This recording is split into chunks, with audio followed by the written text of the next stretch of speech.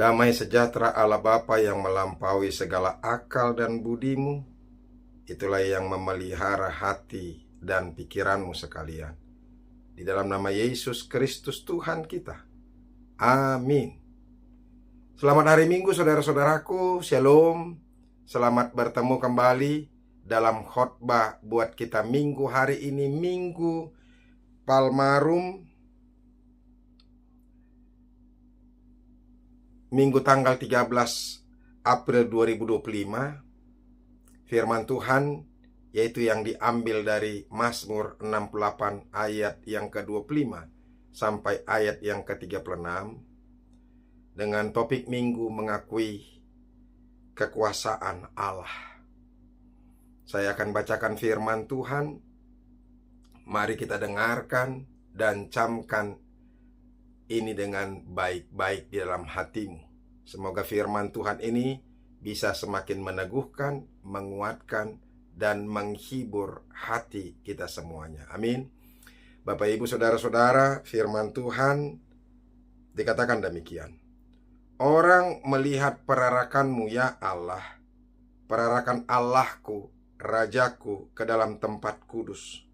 Di depan berjalan penyanyi-penyanyi, di belakang pemetik-pemetik kecapi, di tengah-tengah dayang-dayang yang memalu rebana. Dalam jemaah pujilah Allah, yakni Tuhan, hai kamu yang berasal dari sumber Israel. Itu Benyamin yang bungsu, yang berjalan di depan mereka, pemuka-pemuka Yehuda, berbondong-bondong, pemuka-pemuka Zebulon, pemuka-pemuka Naftali. Kerahkanlah kekuatanmu ya Allah, tunjukkanlah kekuatanmu ya Allah, Engkau yang telah bertindak bagi kami. Demi bait-Mu di Yerusalem, raja-raja menyampaikan persembahan kepadamu. Hardiklah binatang-binatang di teberau, kawanan orang-orang kuat, penguasa bangsa-bangsa. Injaklah mereka yang mengejar perak, serakkanlah bangsa-bangsa yang suka berperang. Dari Mesir orang-orang membawa barang-barang tembaga. Ethiopia bersegera mengulurkan tangannya kepada Allah. Hai kerajaan bumi, menyanyilah bagi Allah, bermazmurlah bagi Tuhan, bagi Dia yang berkendaraan melintasi langit purbakala.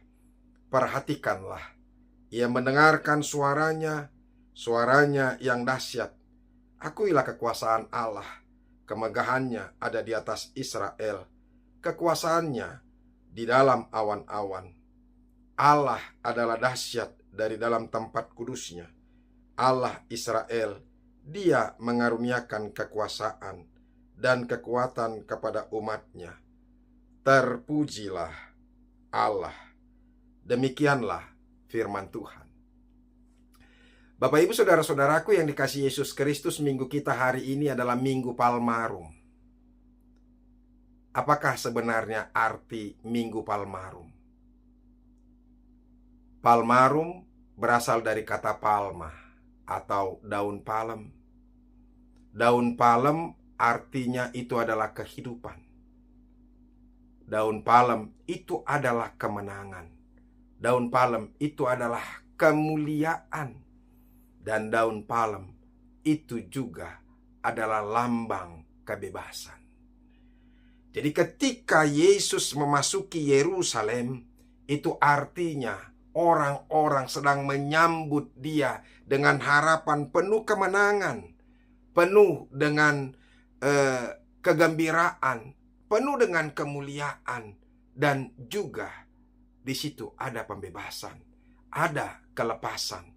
Yaitu kelepasan, kemenangan dari kuasa dosa dan kuasa maut. Yesus masuk ke Yerusalem, artinya Yesus sedang disambut dengan red carpet.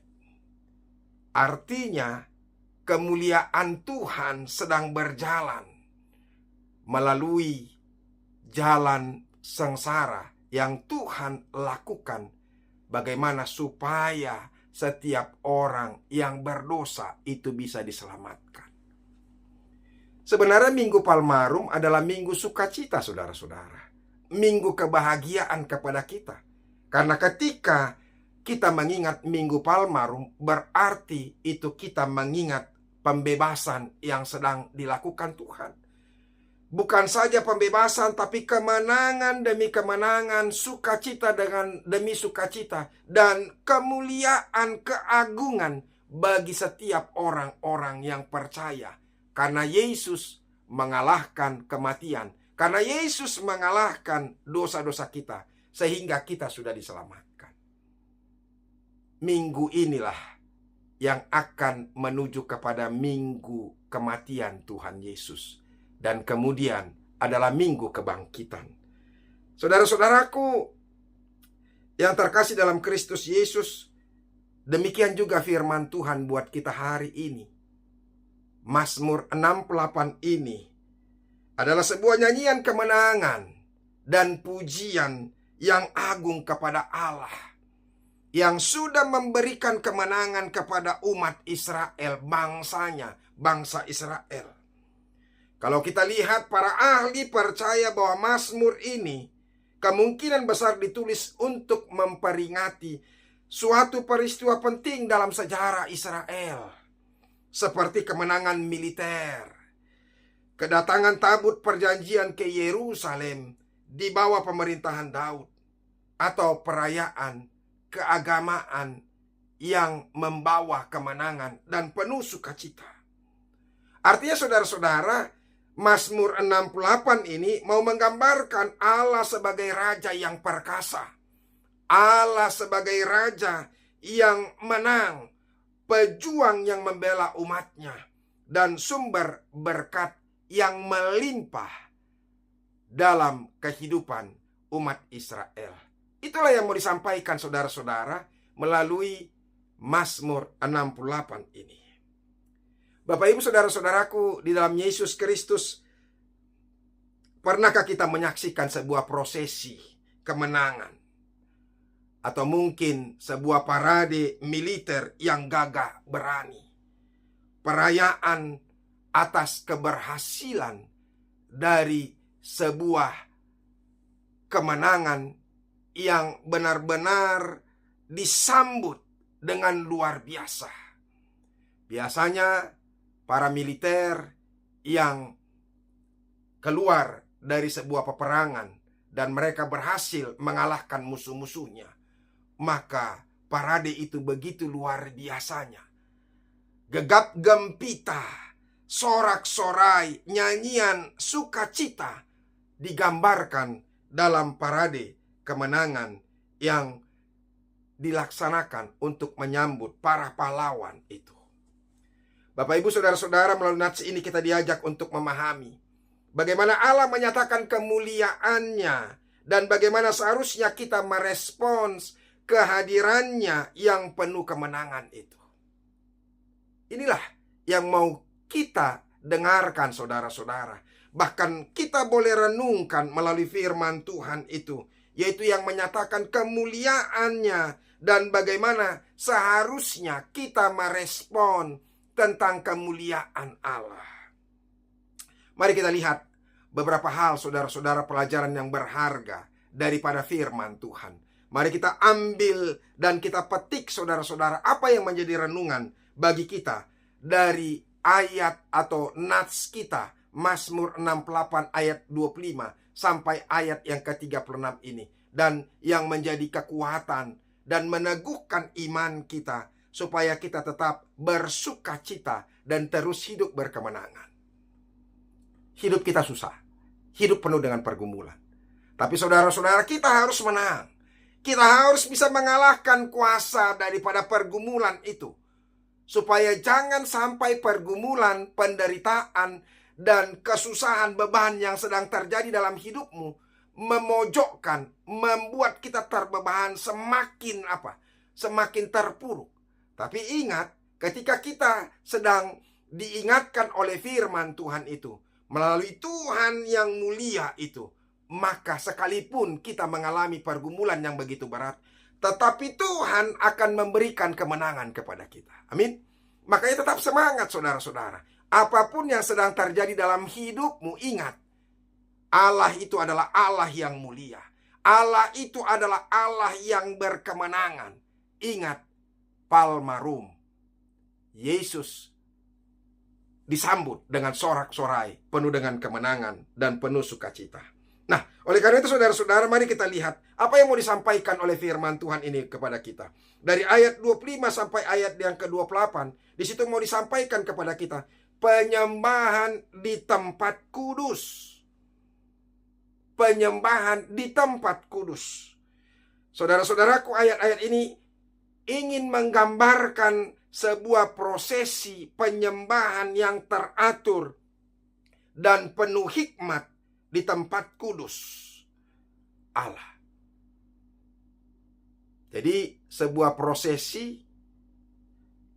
penyembahan yang teratur dan penuh hikmat. Bapak Ibu saudara-saudara, ini juga menjadi satu renungan buat kita nanti. Bagaimanakah kita menyambut Tuhan Yesus, menyembah Dia dalam setiap kehidupan dan juga ibadah-ibadah kita. Mari kita lihat saudara-saudara, apa yang boleh kita terangkan dari setiap ayat demi ayat ini. Coba kita lihat barisan penyanyi di depan. Ini mau menunjukkan saudara-saudara pentingnya pujian dan penyembahan dalam merayakan kebesaran Allah, merayakan kemenangan yang sudah diberikan Tuhan kepada setiap umat Israel. Dan sekarang umat Israel secara rohani itu adalah kita. Ada penyembahan, ada pujian, ada sukacita saudara-saudara. Maka ini yang mau disampaikan kepada kita, bagaimana supaya kita juga mau menyembah, memuji Tuhan dengan apa? Dengan hal yang luar biasa. Musik dan nyanyian adalah ungkapan sukacita dan pengagungan kepada Tuhan. Jadi nyanyian, musik, dan penyembahan kita itu adalah ungkapan rasa sukacita kita dalam penyembahan kepada Tuhan. Maka saudara-saudara, kita harus dengan segenap hati, with our soul, dengan segenap jiwa kita harus memuji, memuliakan nama Tuhan. Kemudian saudara-saudara dikatakan di situ, para pemetik kecapi di belakang. Saudara-saudara, apa yang mau disampaikan? Instrumen musik mengiringi nyanyian, menambah keindahan dan kemeriahan ibadah. Saudara-saudaraku, saya mau katakan kepada kita, ya, supaya di setiap gereja itu harus benar-benar dipersiapkan musik gereja yang bisa membawa kita mendorong kepada kehikmatan sebuah penyembahan. Jadi artinya mari kita lihat ya, saudara-saudara, bahwa ada keteraturan yang luar biasa.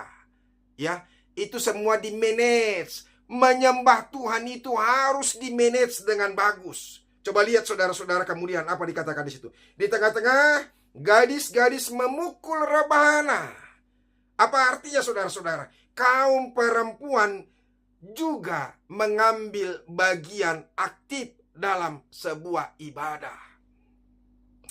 Ini juga mengekspresikan sukacita yang luar biasa. Perempuan-perempuan sambil menari, bergoyang-goyang.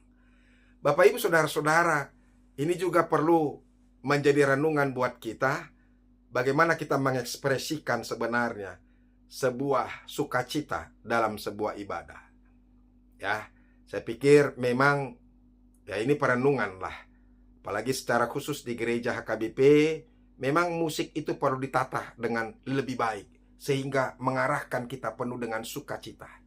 Mungkin kita tidak bertepuk tangan, tapi kita boleh bergembira, sebab hati yang akan mengungkapkan sukacita dan kegembiraan kita. Paling tidak ketika kita bernyanyi, mulut kita menyampaikan, menyenandungkan lagu pujian, tapi wajah kita adalah wajah yang penuh dengan sukacita yang luar biasa. Itu ya. Jadi oleh karena itu saudara-saudara, apa yang mau kita ambil pelajaran dari situ saudara-saudara? Ya, ayat-ayat ini mau mengajarkan kita tentang pentingnya ibadah yang teratur, partisipasi seluruh jemaat, dan penggunaan berbagai bentuk ekspresi, baik itu nyanyian, baik itu musik, maupun juga gerakan gerakan yang kita lakukan dalam menyembah Allah. Bapak, Ibu, Saudara-saudara, ibadah bukan hanya sekedar kewajiban, tetapi juga kesempatan untuk kita boleh hadir dalam hadirat Tuhan, berjumpa langsung, menatap muka, bertatap muka dengan Tuhan. Oleh karena itu, dalam setiap ibadah, kita harus menunjukkan sukacita yang luar biasa. Amin. Ya, oleh karena itu datanglah menyembah Tuhan dalam sukacita yang penuh. Ungkapkan kebahagiaan kita. Jadi pemahaman ini penting, ya, bahwa hidup kita adalah hidup yang berkemenangan.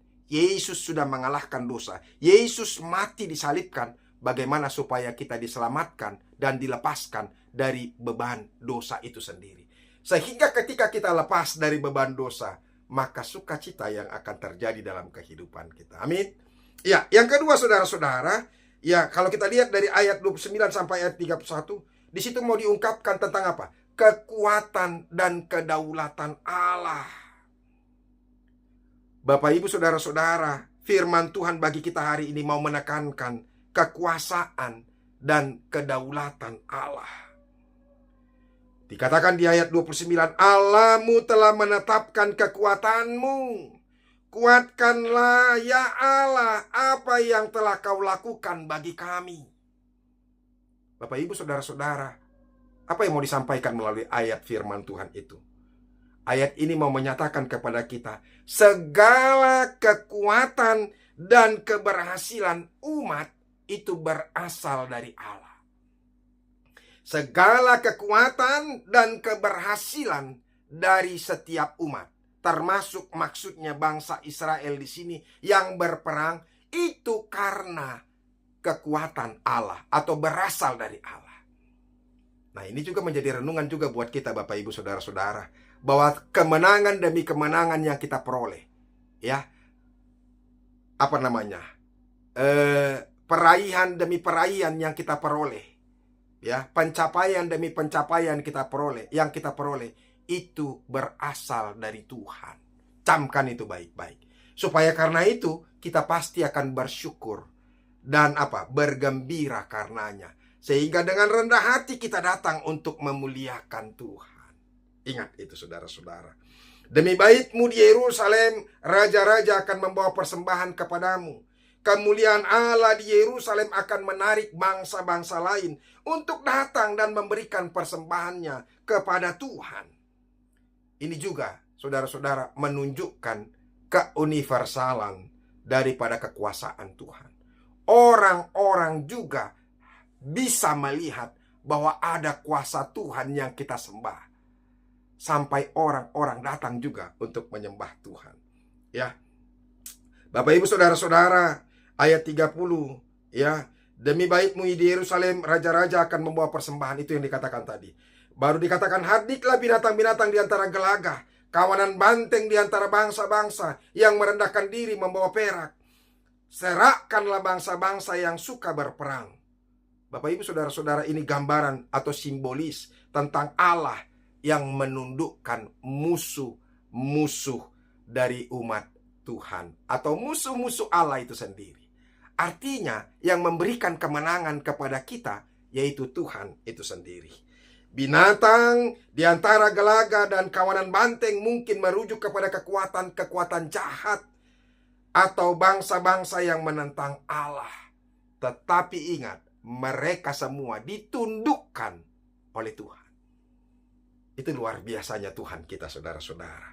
Maka jangan pernah jadi tunduk, jangan pernah menyerah, jangan pernah kita jadi lemah. Tapi ingat bahwa Allah yang kita puji adalah Allah yang berkuasa dan berdaulat dalam kehidupan kita.